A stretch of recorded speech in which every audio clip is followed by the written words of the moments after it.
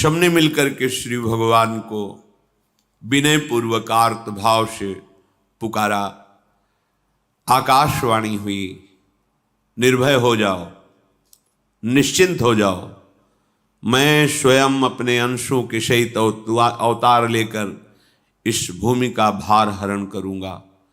तुम सब बड़े बड़े जो देवता हो, जाओ हमारी लीला में सुख लेने के लिए सब ऋक्ष वानर आदि का रूप धारण करो।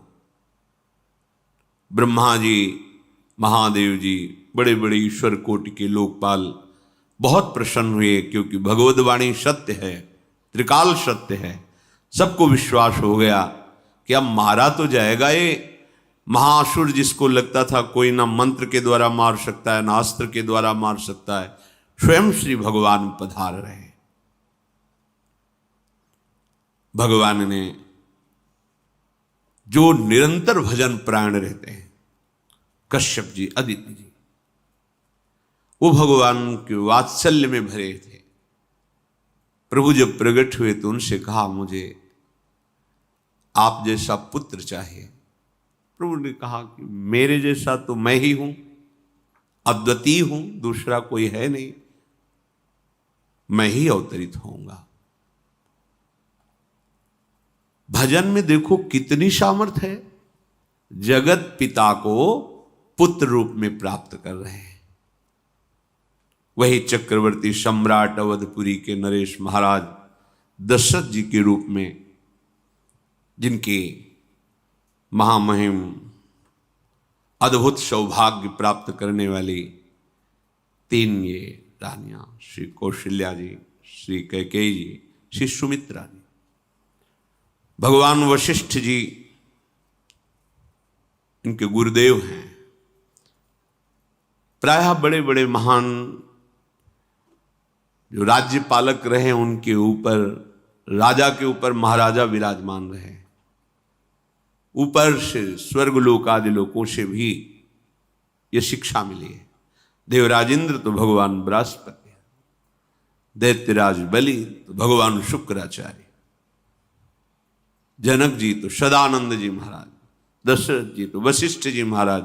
ऐसा था, क्योंकि जहां हमारा विवेक काम नहीं करता, वहां ये ब्रह्मबोध संपन्न महापुरुष तत्काल हमको संभालते हैं। महाराज दशरथ जी के हृदय में प्रबल लालसा हुई कि अब अवस्था व्यतीत होती जा रही है, पर जो गृहस्थ धर्म का परम लाभ है वो तो हुआ ही नहीं। वशिष्ठ जी के चरणों में प्रणाम करके कहा, भगवान एक ही बात की असंतुष्टता है, हमारे कोई पुत्र नहीं है।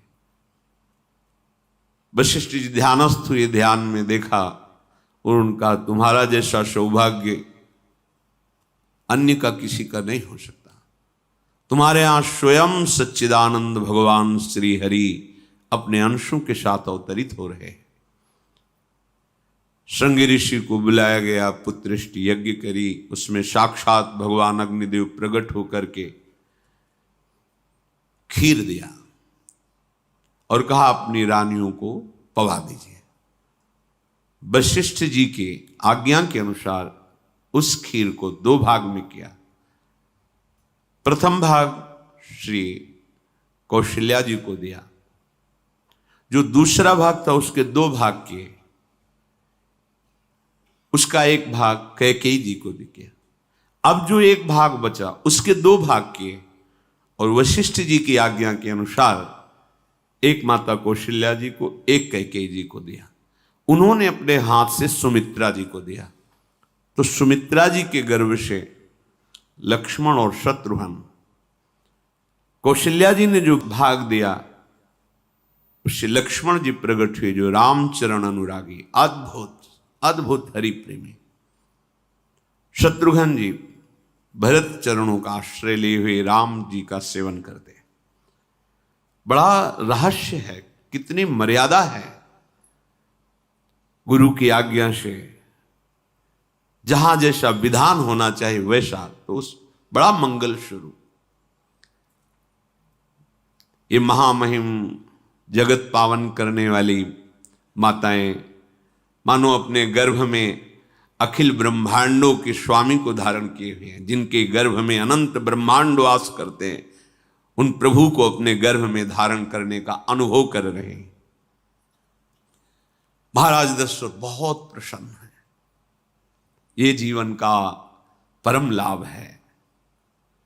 प्रभु हमारे कोई भी हो, माता पिता भाई बंधु सखा पति प्रीतम पुत्र, कुछ भी, ये तो ऐसे करुणामय कोई भाव रख लो और गाढ़ भाव कर लो तो आपको अनुभव कराने लगेंगे। जिस भाव से आप देखोगे कैसा सुख महाराज दशरथ जी को हो रहा होगा, जिनको गुरुदेव से पता है कि स्वयं भगवान पधार रहे। प्रतिपल इनके दर्शन करके कौशल्या जी, कैकेयी जी, सुमित्रा जी के प्रेम पुलकित रहते हैं। दशरथ जी अहो भाग्य, साक्षात भगवान पधार रहे हैं। समय व्यतीत हुआ, जोग लगन गृह बार तिथि, सकल भये अनुकूल, चर अरु अचर हर्ष जुत, राम जन्म सुख मूल।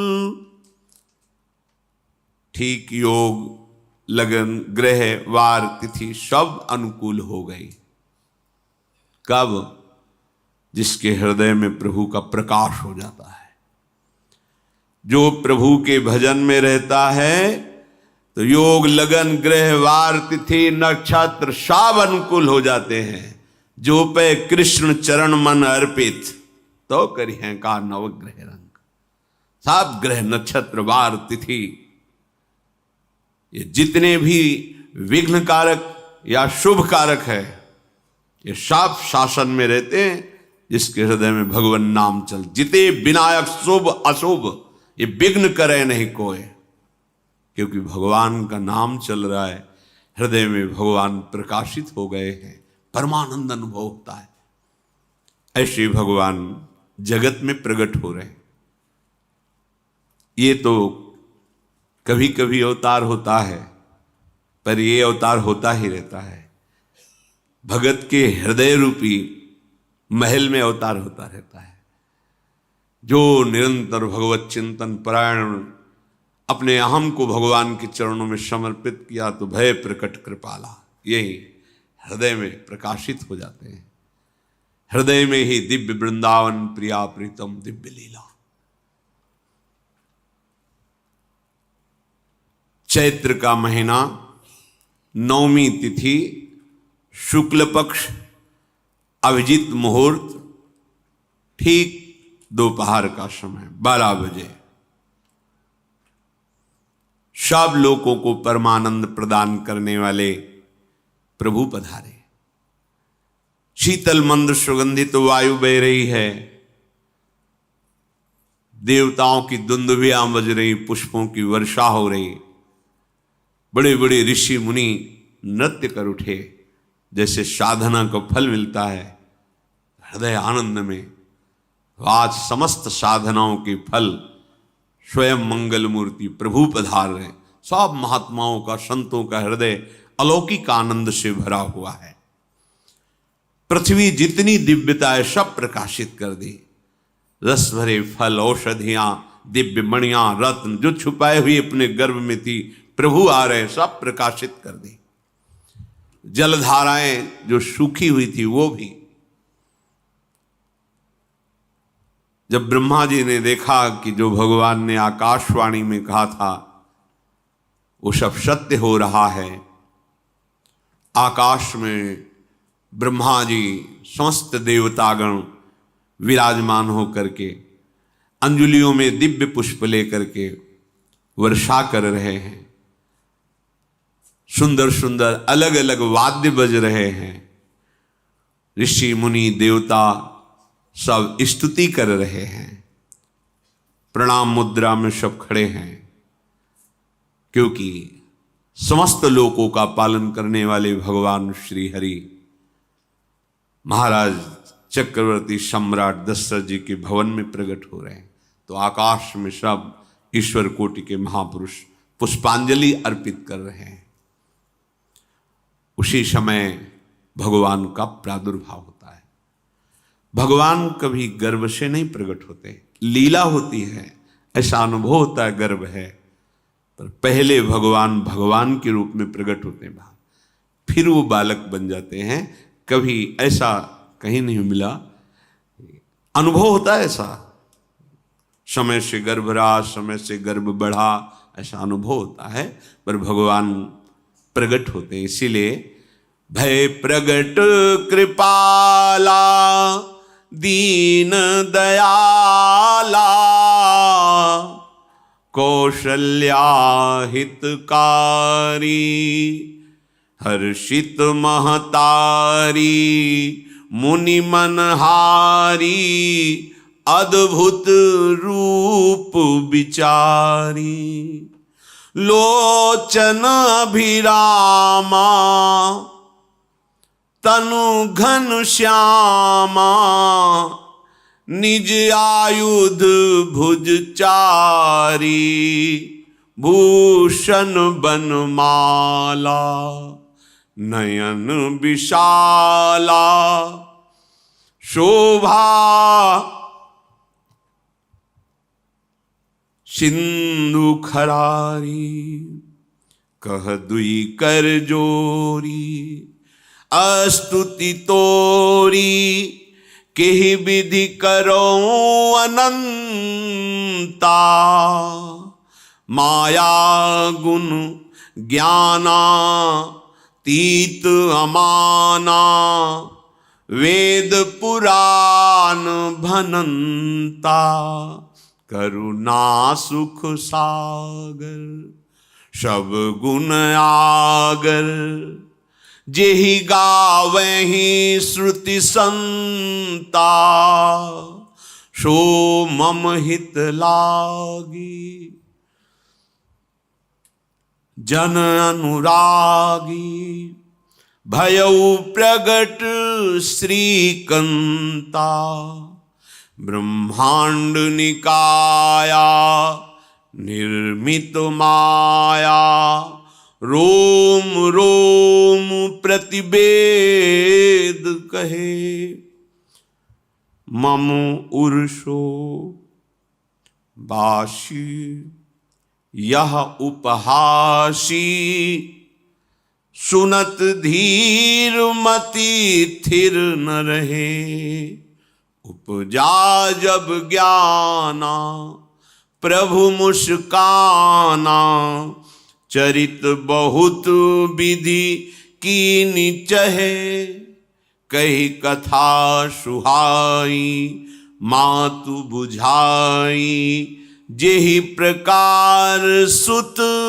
प्रेम लहे दीनों पर दया करने वाले। बात समझिए, बहुत तपस्या है, बहुत गुण है, बहुत बड़े साधक हो, बहुत बात अभी नहीं बनी। दीनों पर दया करने वाले। अगर हमारा भजन साधन बन रहा है, हमें भगवत चर्चा कथन श्रवण का सौभाग्य, धाम नाम रूप लीला, ये मेरे प्रभु की हेतु की कृपा है। आप एक बार भी राधा नहीं बोल सकते, कृष्ण नहीं बोल सकते, एक मिनट भी आप नहीं आ सकते, ये केवल मेरी लाडली की कृपा है। हृदय में किंचन मात्र गर्व नहीं, अभिमान नहीं, वो हमारे भगवान को बहुत प्यारा होता है, प्रियालाल को बहुत लाडला होता है। हमें प्रभु के अगर चरणारविंद के अनुराग में डूबना है तो विवेक से देखो है क्या पास हमारे। अगर कुछ भी दिया हुआ है भौतिक आध्यात्मिक, वो सब मेरे प्रभु का दिया हुआ है, तो गर्व किस बात का, अहंकार किस बात, तो दैन्यता आ जाएगी। अज्ञान से ये अहंकार बढ़ता है, ज्ञान से इसका समन हो जाता है। चाहे भौतिक हो चाहे आध्यात्मिक हो, मेरे को सब कुछ मेरे प्रभु ने तो दिया है। ध्यान देकर देखो तुम्हारी उपज क्या है, तुम भी तो उन्हीं के अंश हो। न तुमने शरीर बनाया, न संसार बनाया, तो फिर अध्यात्म तो भौतिक अध्यात्म सब कुछ मेरे प्रभु का दिया हुआ है, सब कुछ प्रभु में है, तो फिर अहंकार किस बात का। दैन्य हो जाओ। यंत्र कहे कि मैं दक्षिण की तरफ चलूंगा और यंत्री तुम्हें उत्तर की तरफ चलावे तो एक कदम चल नहीं सकता यंत्र, ठीक ऐसे ही तुम हो। पर यह ज्ञान ना होने के कारण अहम वृत्ति को स्वीकार करके मनमानी आचरणों में उतर गए। अब तुम्हारा यंत्री माया हुई, यंत्रारूढ़ानि मम मायया। और यदि भगवद आज्ञा का पालन करते हुए भजन परायण, तो आप भगवान के हाथ के यंत्र बन जाओगे, महासुख में निमग्न हो जाओगे। जो दीनों पर सदैव दुलार करते हैं, माता कौशल्या जी को परम सुख देने वाले प्रभु प्रकट हुए। मुनियों के मन का हरण करने वाले प्रभु को सामने देख करके कौशल्या जी आनंद मगन हो गई। प्रभु कहां? सामने। आनंद क्यों मगन? नेत्रों से अश्रुधारा चल रही कौशल्या जी की। सामने देखा, श्याम सुंदर विराजमान है, लोचन अभिरामा तनु घन श्यामा। ऐसी अद्भुत श्यामता त्रिभुवन में नहीं, ब्रह्मा जी की बनाई हुई नहीं कोई ऐसी श्यामता जिससे उदाहरण दिया जाए कि प्रभु के श्रीअंग की श्यामता कैसी है। वो बस संकेत के लिए चंद्र शाखा न्याय के अनुसार भले कह दे, नहीं प्राकृतिक ऐसी रचना ही नहीं है जो हमारे प्रभु की इंद्रनीलमणि श्याम मनोहर वो है ही नहीं। वो सामने देख रहे कौशल्या जी। ये भजन का प्रभाव है। अरविंदाक्ष कमल नयन, देखते ही चित्त चुरा जाए, ऐसे नेत्र हैं प्रभु के। अजान बाहु लंबी भुजाएं। और जब प्रभु जहां प्रकट होते हैं, चाहे वो कंस कारागार हो या अवधपति का महल हो, पहले वैभव से प्रकट होते हैं। ऐश्वर्य स्वरूप, समस्त आयुध, समस्त वैभव, दिव्याभूषण, बनमाला, चार भुजाएं, शोभा के समुद्र। आसुरी वृत्तियों का, भावों का, व्यक्तियों का नाश करने के लिए प्रभु प्रकट हुए। इसीलिए प्रभु से भी बढ़कर प्रभु का नाम है। वो व्यक्ति का नाश नहीं करता, वो वृत्ति का नाश करके भगवत दासत्व प्रदान कर देता है। बहुत अपार महिमा भगवान नाम की है, प्रभु के नाम की है। प्रभु प्रकट होते हैं तो दुष्टों का विनाश करते हैं, लेकिन प्रभु का नाम जिसके हृदय में प्रकट होता है, दुष्टता का नाश करके उसे जगत पावन करने वाला बना देता है। तीर्थी कुर्वन्ति तीर्थानि, वो जहां चरण रख दे उसे निष्पाप कर देता है। भूमि को, वायु को निष्पाप कर देता है जिसकी जिह्वा पे नाम चलता है। मैया ने देखा, कौशल्या जी ने, जगत के स्वामी सामने विराजमान, दोनों हाथ जुड़ गए। हे अनंत, मैं कैसे आपकी स्तुति करूं? वेद पुराण ये सब स्तुति करते हुए हार गए। नेति नेति कहकर आपका पार नहीं पाए। माया से, गुणों से, ज्ञान से भी आप परे हैं, असीम हैं, अनंत हैं। श्रुतियां, संतजन सदैव आपका यश गान करते रहते हैं। हे दया के समुद्र, हे शब्द, सुखों के धाम, गुणों के धाम, भक्तजन सदैव आपका गान करते रहते हैं। आज वही प्रभु मेरे सामने प्रकट हैं। हे श्रीपति, आप मुझे सुख प्रदान करने के लिए मेरे नेत्र गोचर हुए।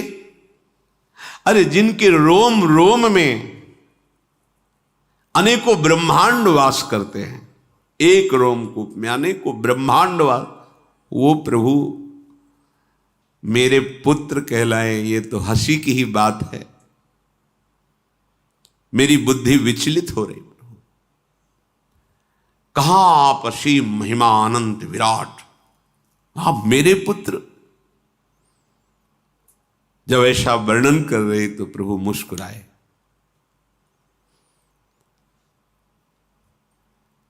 बहुत प्रकार से मैं आपको सुख देना चाहता हूं, इसलिए पहले मैं इस रूप में आया हूं कि आपने जो भजन करके मांगा था कि मेरे जैसा पुत्र हो, तो देखो मैं ही स्वयं, मेरे जैसा और कोई है ही नहीं, मैं ही स्वयं आया हूं। तुम्हें याद है? याद, स्मृति आई। हाँ प्रभु। फिर प्रभु अब इस रूप में नहीं। माता पुनि बोली सोमति डोली, तजहु तात ये रूपा, की जैसी सुलीला अति प्रियशीला, यह सुख परम अनूपा। हाँ हाँ प्रभु, याद आ गया। ओहो, अहो भाग्य, अहो भाग्य। तो फिर प्रभु ये रूप छोड़ो और जो सुख देने के लिए आप पधारे हो वो रूप धारण करो। प्रभु, जब आप हमारे पुत्र बनने के लिए आए हो तो फिर शिष्य रूप धारण करो। जो ही माता कौशल्या जी ने ऐसे वचन उचारे तो सुनी बचन सुजाना, रोदन ठाना, होई बालक सुरभूपा, यह चरित जिगावहीं, हरि पद पावहीं, तेन परहीं भवकूपा। इतना सुनते ही सुजान भगवान श्री हरि नवजात शिशु होकर के रोने लगे। जो इस पावन चरित्र का गान या श्रवण करता है वो कभी दोबारा इस संसार में जन्म नहीं लेता है। भगवान के कैसे महामहिम चरित्र। देखो अभी भगवान प्रकट हो रहे हैं और उसका फल बता रहे कि जो भगवान की इस पावन लीला का गायन या श्रवण करेगा, दूसरे साधन बने न बने, निश्चित वो भगवत प्राप्त हो जाएगा। इसका फल ही है ये चरित जिगावहीं, हरि पद पावहीं, तेन परहीं भवकूपा। ब्रह्म ऋषियों के लिए, गौ देवता संत भक्तों के लिए स्वयं भगवान लीला सुख प्रदान करने के लिए अवतरित हुए हैं। सतोगुण रजोगुण तमोगुण से अतीत भगवान का चिदानंदमय देह है, मनुष्य रूप में ही प्रकट हो रहे हैं। पर ये मायाकृत नहीं, ब्रह्मा की सृष्टि का नहीं है। चिदानंद सच्चिदानंद रूपाय, ऐसे ही चिदानंदमय देह तुम्हारी, विगत विकार जान अधिकारी।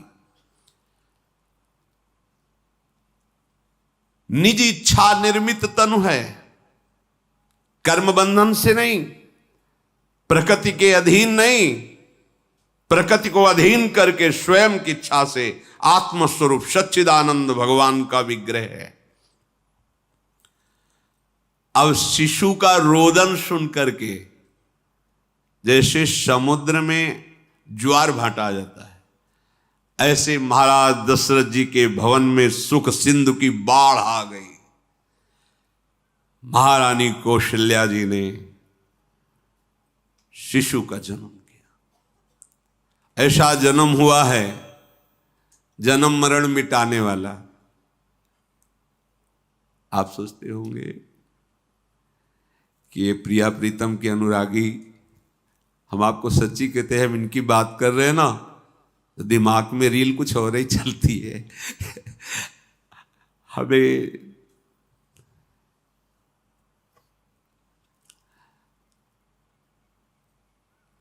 आनंद की उमगन मेरे प्रभु हैं।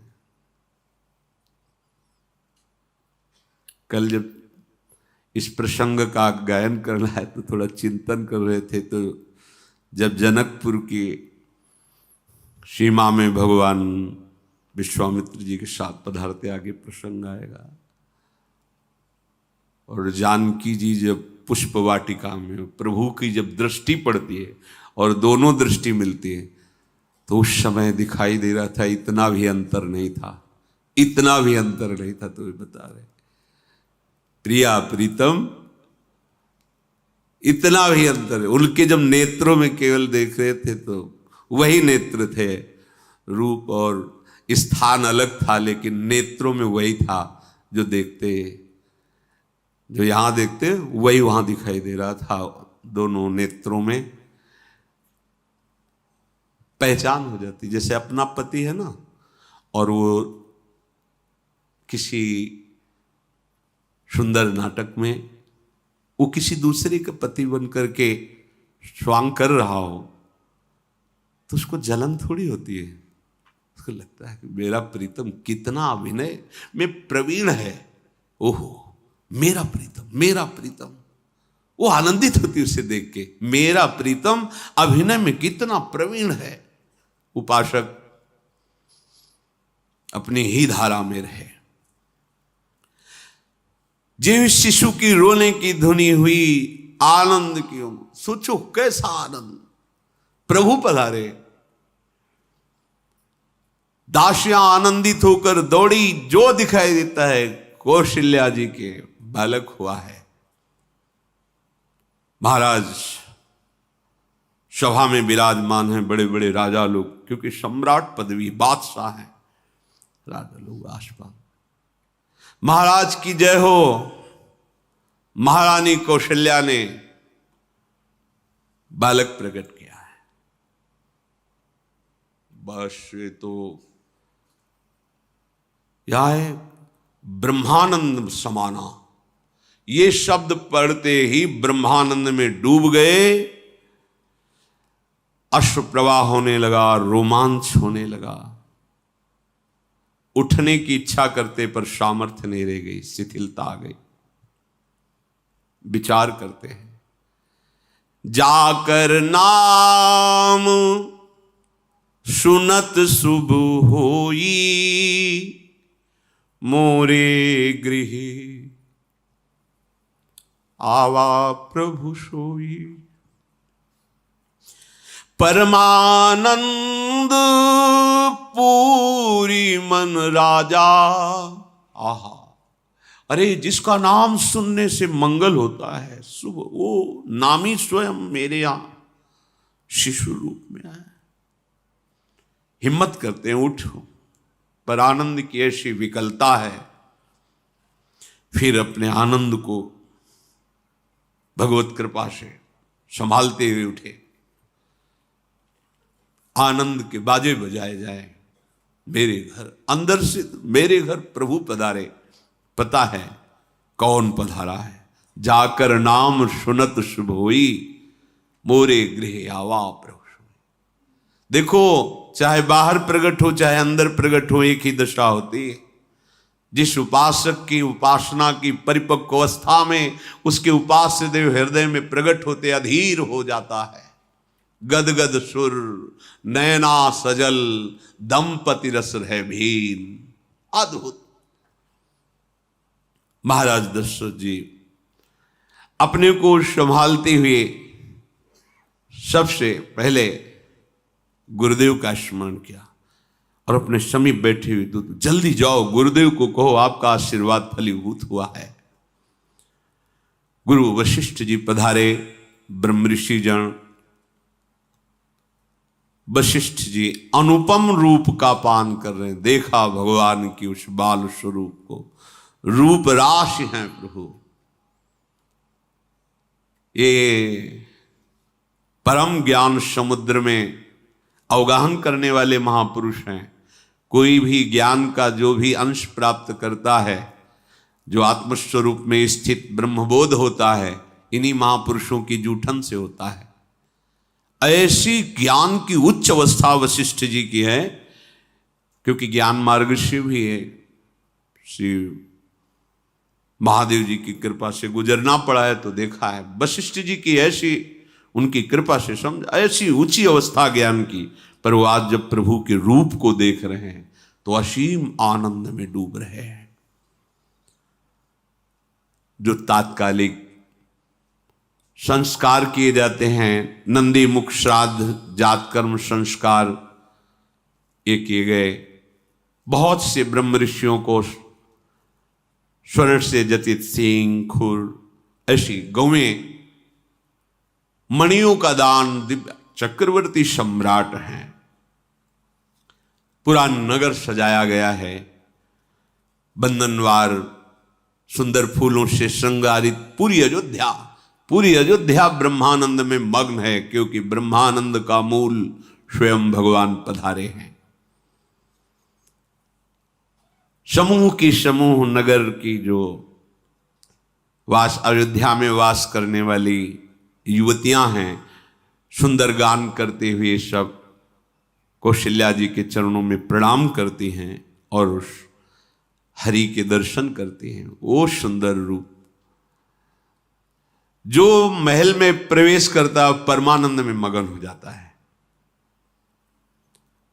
कोई बलैया लेती हैं, कोई राय नून उतारते हैं, कोई आरती करती है, कोई चुपके से चरण लेकर अपने हृदय से लगाती है, नेत्रों से लगाती है। अरे जो मुनियों के ध्यान में भी आने वाले प्रभु नहीं हैं, उन प्रभु को साक्षात स्पर्श करने का अवधवासियों की युवतियों को मिल आकर के ऐसे चरण नेत्रों में।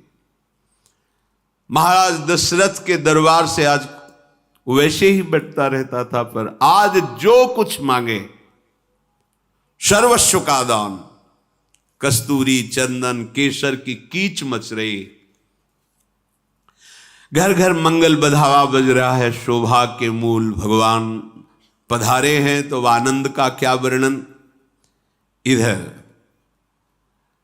कैकेयी जी और श्री सुमित्रा जी ने, इन्होंने भी सुंदर पुत्र प्रकट किए, साथ ही तो खीर पाई थी। भगवान शेष जी भी वर्णन कर रहे हैं, तो भी आज तक भगवान की महिमा का पार नहीं पाए। वही भगवान अपने को 4 रूपों में प्रकट किए। कैकेयी जी के गर्भ से महामहिम प्रेम राशि भरत जी,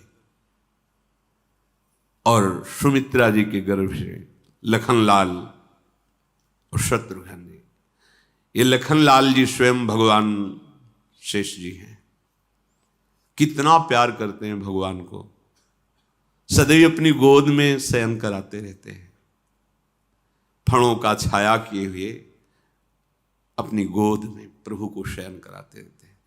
जब प्रभु अवतार लेते हैं, याद रामावतार में एक समस्या रही कि छोटे बन के गए ना, तो जहां कुछ करने की सोचते तो जो आज्ञा, इसीलिए कृष्णावतार में कहा अब ऐसा नहीं होगा, हम छोटे नहीं बनेंगे, हम आपसे बड़े बन के चलेंगे, क्योंकि हम जब सुख देना चाहते हैं तो आप रोक देते थे। आप हम मुस्कुराए प्रभु, तो बलराम जी इधर, कृष्णचंद्र जी छोटे, यहां लखनलाल रूप के भगवान शेष जी अनंत महिमा बलशाली। अब तो अवधपुरी में आनंद ही आनंद, अपने अंशों सहित भगवान पधारे। पूरी अयोध्या में कहीं भी अंधकार नहीं दिखाई दे रहा, रात्रि में भी प्रकाश ही प्रकाश, जगह जगह दीपावली, मणियों से प्रकाशित, तारागणों से प्रकाशित, दीपक से प्रकाशित। राजभवन में तो बस सुंदर गान हो रहा है, कोई वेद ध्वनि कर रहा है, स्वस्ति वाचन उच्चारण कर रहा है, कोई जो युवतियां हैं वो मंगल मंगल नाम कीर्तन कर रही हैं। भगवान सूर्य भी बहुत आनंदित हैं, क्योंकि आज उनके वंश में भगवान प्रकट, ये सूर्य वंश। कहते हैं कि जिस दिन भगवान प्रकट हुए तो उस दिन 1 महीने का दिन सूर्य भगवान चलना ही भूल गए। भगवान के अवतरण में उनकी लीला रूप माधुरी का पान करने, ये कोई रहस्य जाना नहीं, पर अपने यहां से 1 महीना समय बीत, रात्रि ही नहीं आई, आनंद मगन होकर के भगवान सूर्य का रथ चलना रुक गया और कहा रुको, हमारे वंश को पावन करने वाले भगवान श्री हरि प्रकट हुए, थोड़ा अब तो धैर्य से हम महल से अवलोकन करें अपने प्रभु की शिशु रूप को। ये रहस्य कोई नहीं जाना। बड़े बड़े मुनिजन, बड़े बड़े ऋषिजन महाराज दशरथ जी के भवन में पधारते हैं। महादेव जी कहते हैं कि मैं एक अपनी चोरी बताऊं, तुम्हें प्रभु से बहुत अनुराग है कथा सुनने से। हे पार्वती जी, हम और काकभूषुंड दोनों मनुष्य रूप में महाराज दशरथ जी के महल में ही थे। ये कोई जान नहीं पाया। मैं छुपाव से, मैं और काकभूषुंड दोनों साथ गए थे और भगवान के उस जो शिशु रूप का हम वही दर्शन कर रहे थे। परमानंद में हम दोनों फूले हुए, कभी महल में कभी गलियों में। ये छुपा वाला चरित्र ये कोई नहीं जानता। मैं महादेव और काकभूषुंड दोनों अवध की कभी गलियों में कभी महल में दर्शन के आनंद मगन रहे। वहां हम देख रहे थे कि दशरथ जी जिसकी जो इच्छा है सबको प्रदान कर रहे थे। जानते, जब भगवान का हृदय में प्रादुर्भाव होता है तो जो इच्छा करके वो कल्पतरु स्वरूप हो जाता है। इसलिए संत बोले या ना बोले, अरे जिस पटिया में बैठ करके भजन करते थे, पटिया आज भी कामना की पूर्ण करने वाली है। करे कि बाबा श्री रामदास जी, जब भगवान हृदय में प्रकाश हो, कल्पतरु जो जिस कामना से उस संत के पास जा, क्योंकि वहां भगवान प्रकाशित हो गए हैं। प्रणत कामदम, जिनके चरण समस्त कामनाओं को पूर्ण करने वाले हृदय में प्रकाशित। ऐसे महाराज दशरथ जी के यहां जो जिस कामना से जाता है उसकी पूर्ति होती है।